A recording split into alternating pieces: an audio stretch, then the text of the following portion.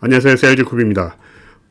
이번 영상에서는 이베이에서 물건 판매가 일어났을 때 어떤 흐름을 거쳐서 이것을 처리하는지에 대해서 한번 살펴볼게요. 신규 셀러들 같은 경우에는 실제로 물건의 판매가 되고도 이거를 처리를 잘 못해가지고 막 버벅대는 경우들이 있습니다. 그렇기 때문에 이 내용에 대해서 한번 짚고 넘어갈 필요가 있을 것 같아요. 한번 살펴볼게요. 자, 이베이에서 판매 프로세스 한번 살펴보시죠. 일단은 여러분들이 상품을 등록을 하겠죠. 상품 이미지나 타이틀 여러 가지들을 고려해가지고 상품을 등록을 딱 합니다. 그러면 판매가 딱 발생을 했어요. 경매가 낙찰이 되든지 고정가로 판매가 되든지 일단 판매가 발생이 되었다라면 돈이 들어왔는지 확인을 해야 됩니다. 돈이 들어왔는지 확인하고 돈이 들어오지 않았다라면 인보이스를 바이어한테 보내가지고 돈을 지불해 달라고 요청을 해야 됩니다.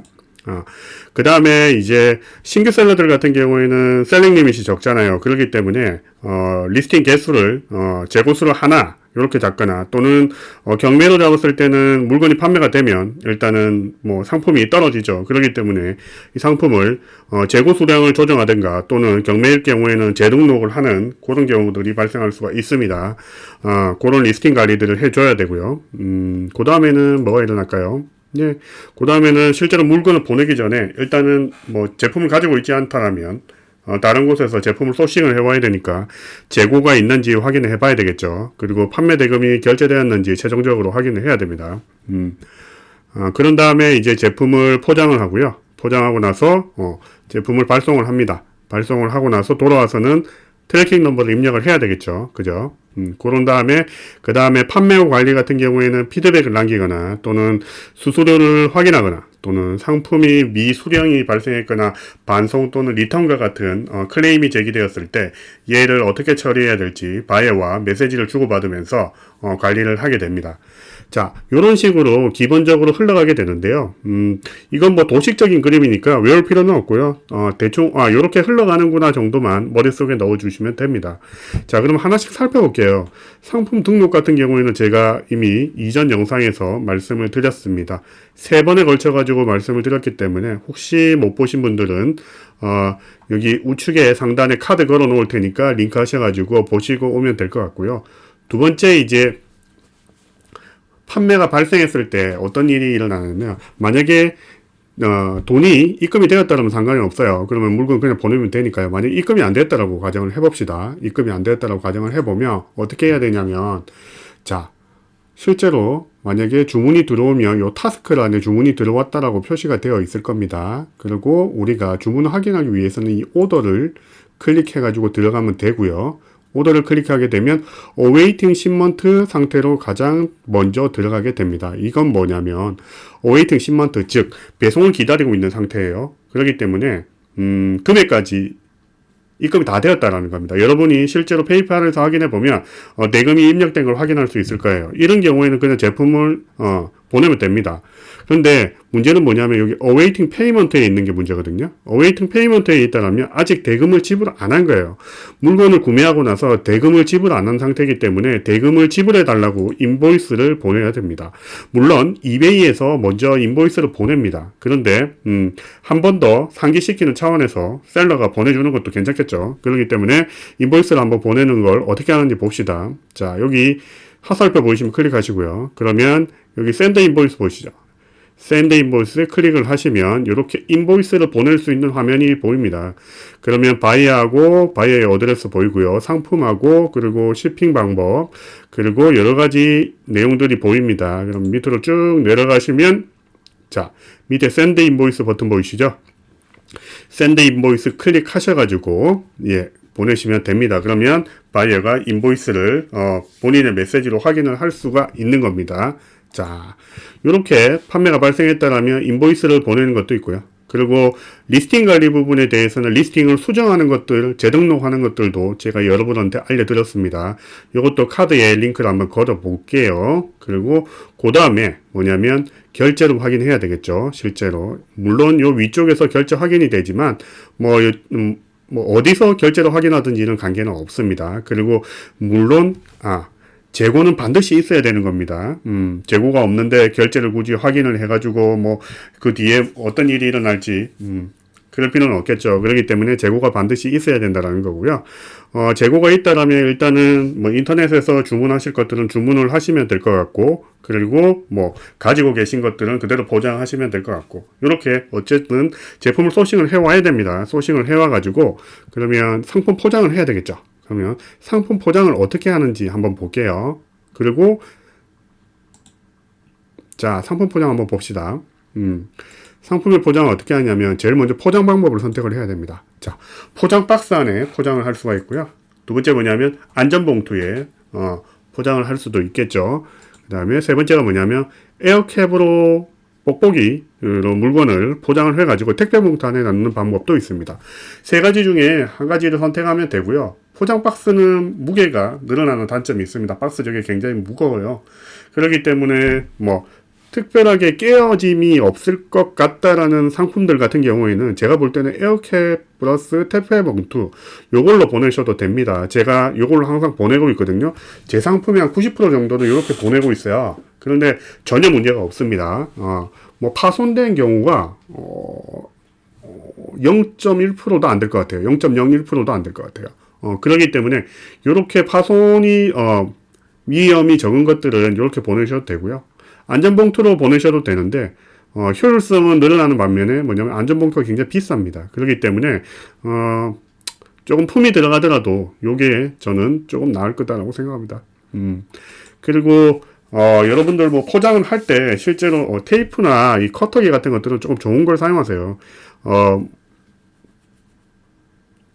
좀 싸구리들을 사용을 하게 되면 이 테이프를 붙여놓고 다시 떨어지거든요. 그러면 이제 짜증나요. 두 번 포장하려면. 그렇기 때문에 커터기도 그렇고 커터기 같은 경우에는 날이 촘촘한 거 있죠. 날카로운 거 말고 싸구리들 다 있는 곳에 가서 사게 되면 뭐 1,000원, 2,000원 주고 사게 되면 굉장히 날카롭거든요. 그거는 손도 다칠 위험도 있고 굉장히 안 좋아요. 그렇기 때문에 촘촘한 것들 있잖아요. 아주 그런 것들을 뭐 한 5,000원, 3,000원 정도 주시면 구매할 겁니다.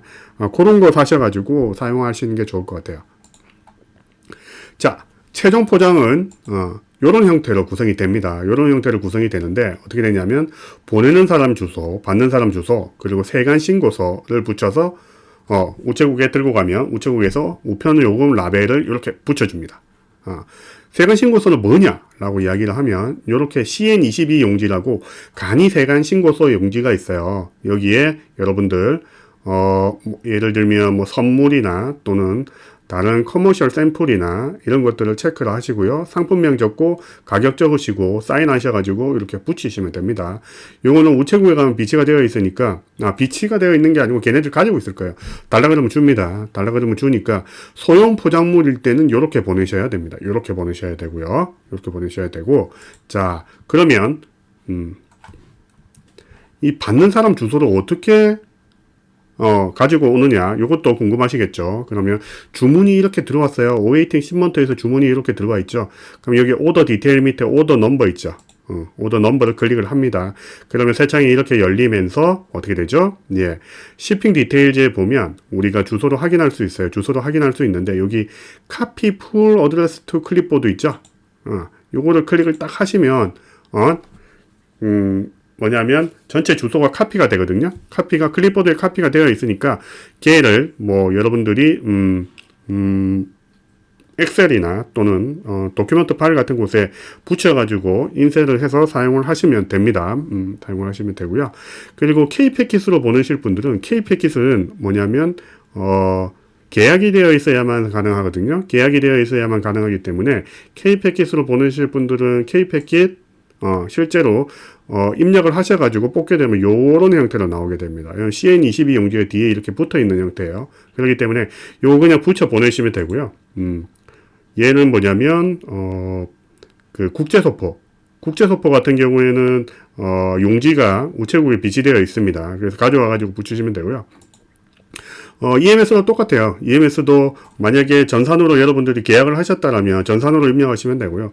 그게 아니다라면 EMS 용지가 우체국에 있어요. 그러니까 우체국 가져가셔가지고 우체국에서 EMS 용지를 가져와서 사용하시면 됩니다. 자, 그리고 마지막으로 여러분들이 EGS 계약에 대해서 EGS를 사용한다라고 하면 EGS로 뽑게 되면 이렇게 라벨링 된 형태로 나옵니다.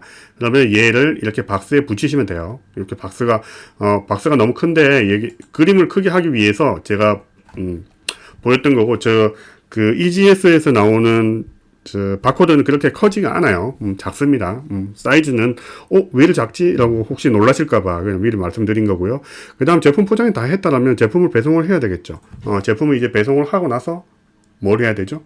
예, 제품을 배송을 했습니다라고 시스템에다가 입력을 해야 되죠. 시스템은 모르잖아. 시스템이 내가 제품을 했는지 아닌지 어떻게 알아요? 알면 제일 좋겠죠. 그죠? 시스템이 그 정도로 스마트하지 않습니다. 시스템은 내가 어떤 짓을 해주지 않는 이상 아무것도 모릅니다. 멍청하기 때문에 내가 어떤 액션을 취해줘야 돼요. 이제 시스템에 들어가서 물건을 보냈다라고 체크를 해봅시다. 자, 만약에 소형 포장물로 물건을 보냈다라면 트래킹 넘버가 없겠죠. 트래킹 넘버가 없다라면 어떻게 보내냐면 여기 오더스에 클릭을 하셔가지고요. 클릭하셔가지고 어웨이팅 시먼트 들어온다라고 했죠. 그럼 이 주문이 이렇게 있는데 여기 화살표를 클릭하시게 되면 드롭다운 메뉴가 밑으로 쭉 떨어집니다. 그러면 여기 마크 에즈 시프트 있죠. 얘를 클릭을 딱 하시게 되면 페이드 앤 시프트로 이 주문이 쏙 하고 넘어갑니다. 그게 끝이에요. 만약에 내가 트래킹 넘버가 있다라면 트래킹 넘버를 입력하면 페이드 앤 시프트 여기 메뉴 안으로 쏙 들어가 버립니다. 자, 여기 add 트래킹 넘버 있죠. 여기 add 트래킹 있죠. 둘 중에 어떤 거 누르셔도 됩니다. 자, add 트래킹 넘버를 누르시면 이렇게 창이 뜨고요. 이렇게 창이 뜨고 그러고 나서 여기에 트래킹 넘버 입력하시고 캐리어에 만약에 우체국으로 보냈으면 코리아 포스트, 그리고 링코스로 보냈으면 링코스라고 입력하시고 세이브 클릭하시면 딱 됩니다. 그러면 제품 발송이 끝났죠? 제품 발송이 끝났고 이제 판매 후 관리 부분에 대해서 피드백을 남기고 수수료를 확인하는 부분에 대해서 알아볼게요. 상품 미수령이나 반송 및 리턴 부분은 따로 떼어서 설명을 드려야 됩니다. 이거 하나하나가 굉장히 큰 내용이기 때문에 여기서 따로 설명을 드릴 수는 없고요. 요거는 중급 셀링 팁에서 제가 다시 영상을 만들겠습니다. 자, 먼저 피드백 어떻게 남기는지 확인해 볼게요. 자, 피드백. 자, 페이드 앤 시프트로 주문이 이렇게 넘어왔습니다. 이제 끝났죠? 끝났기 때문에 피드백 어떻게 남기냐면 여기 화살표 클릭을 하시고요. 그러면 드롭다운 메뉴가 딱 떨어지죠? 딱 떨어지면 여기 리브 피드백 있죠? 리브 피드백을 딱 클릭을 딱 하시면 이렇게 화면이 열립니다. 이렇게 화면이 열리면 여러분이 그냥 여기에 입력을 하실 수도 있고요. 아니다라면 기존에 이베이에서 입력되어 있는 내용을 선택을 하실 수도 있습니다. 선택을 하셔가지고 뭐 어떤 거라도 선택을 하시고 리브 피드백을 클릭을 하시면 바이한테 피드백이 날아갑니다. 자, 쉽죠? 그 다음에 뭐냐면 수수료. 여러분들이 이제 뭐 예를 들면 물건이 판매가 되면 이베이에서 수수료 떼가겠죠. 그거 어디서 확인할 수 있는지 한번 볼게요. 이건 더 쉽습니다. 몰라서 모르는 거예요. 자, 여기 셀러 허브 내에서 여기 어카운트 서머리라는 모듈이 있을 겁니다.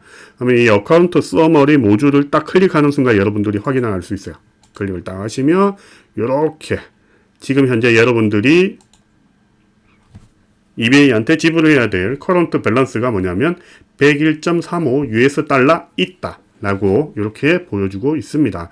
확인할 수가 있고요. 여기 All Account Connectivity, All Account Activity, B Credit, Payment and Refund, Promotional Saving 각각 탭들을 링크들을 눌러보시면 여러분들이 세부적으로 어떻게 수수료들이 발생하고 있는지 확인을 할 수 있습니다. 역시도 지금 뭐 인보이스에 대한 내용도 하나하나 다 뜯어보고 가지고 설명을 하려면 내용이 굉장히 많아요. 이 부분도 따로 영상을 촬영을 해가지고 만약에 뭐 셀링 팁이나 이런 쪽에 최대한 빨리 올리도록 해볼게요. 아직 내용들이 좀 많이 남아 있습니다. 천천히 하나씩 밟고 넘어가자고요. 자, 그러면 오늘 준비한 영상은 여기까지고요. 뭐 특별하게 어려운 내용이 없기 때문에 혹시 이해가 되지 않으셨다라면 한 번 더 돌려보시고요. 그러시면 될 것 같아요. 자, 그러면 여기까지 할 거고요.